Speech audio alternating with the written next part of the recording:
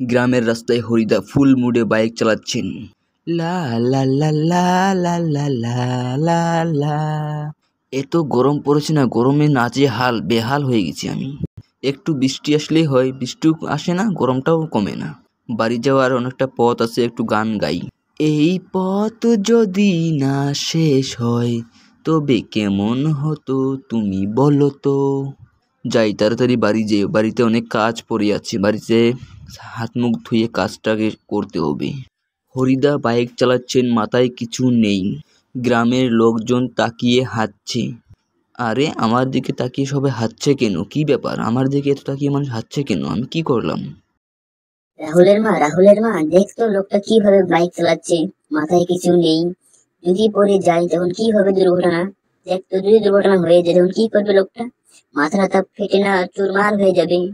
কই কই আমিও দেখি একটু। ও, এটা দেখে তোরা হাসছিলি? এই তো হরিদা, এই তো আমাদের গ্রামের লোক। মানুষটা কখন যে শুধরাবে। এক মাথায় কিছু না পরে, হেলমেট না পরে গাড়ি চালালে তো দুর্ঘটনা হয়ে গেলে পুরো ঝামেলা হয়ে যাবে, মাথাটা ফেটে যাবে, রক্ত বেরোবে। হ্যাঁ রে, সেটাও তো আমিও বলছি, কিন্তু লোকটাকে আমি চিনি না, তুই চিনিস বলি। হ্যাঁ, এটা আমাদের গ্রামেরই লোক। এটাকে আমি ছোটবেলা থেকে দেখছি। একে এই বাইক চালাচ্ছে, কিছু হেলমেট পরেও না, কিছু না। কখন যে কি দুর্ঘটনা হয়ে যায় ভগবান না চায়, কখন যে কিছু হয়ে যায় তখন কি করবে লোকটা? সেটাও তো আমিও বলছি রে, সেটাই তো আমিও বলছি। মন্টুদা দেখতো লোকটা কিভাবে বাইক চালাচ্ছে, মাথায় কিছু নেই, হেলমেট নেই, কিছু নেই। যদি পড়ে যায় দুর্ঘটনা হয়ে যাবে না তখন? রাস্তায় যদি গরু ছাগল এসে যায় তখন তো ব্রেক মারলে তো ও পড়ে যাবে, পড়ে যে মাথাটা ফেটে যাবে। বাই যদি মাথা পড়ে যায় ফেটে যাবে। কই দেখি তো, আমিও দেখি একটু। হ্যাঁ, এটাকে তো চেনা চেনা লাগছে। এ তো হরি, আমাদের পাশের গ্রামে এর বাস, আমাদের পাশের গ্রামে এর বাড়ি। ও, তুইও ওকে চিনিস? এই লোকজনকে কিভাবে বুঝাই বলতো? যদি দুর্ঘটনা হয়েছে যখন কি করবে? মাথাটা ফেটে যাবে। হেলমেট ছাড়া মোটরসাইকেল চালানো হরিদা। তার মতে আমার মাথা সব থেকে শক্ত। একটা মোষ হঠাৎ করে রাস্তা পার হচ্ছে।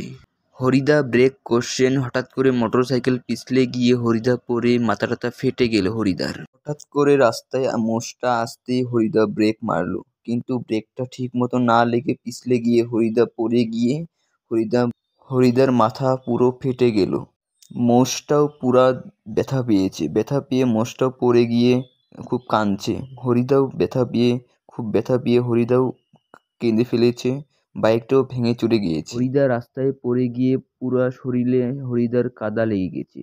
তাই দেখে লোকজন পুরা হাসাহাসি করছে। হরিদা মনে খুব খারাপ পালো, মনে খুব দুঃখ পেল। আমার দিকে লোকজন হাসছে কেন? তারপর থেকে আরেকটা হরিদার নাম বের হলো, কাদামাখা হরিদা। পরের দিন সকালে গ্রামের রাস্তায় ঘোষণা হলো সুপার হিরোর প্রতিযোগিতা। স্কুলের মাঠে শিক্ষক মনির মাস্টার ঘোষণা দিচ্ছেন। পেছনে ব্যানার লেখা সুপার হিরো ডে। মনির মাস্টার ঘোষণা দিলেন সুপার হিরো প্রতিযোগিতা।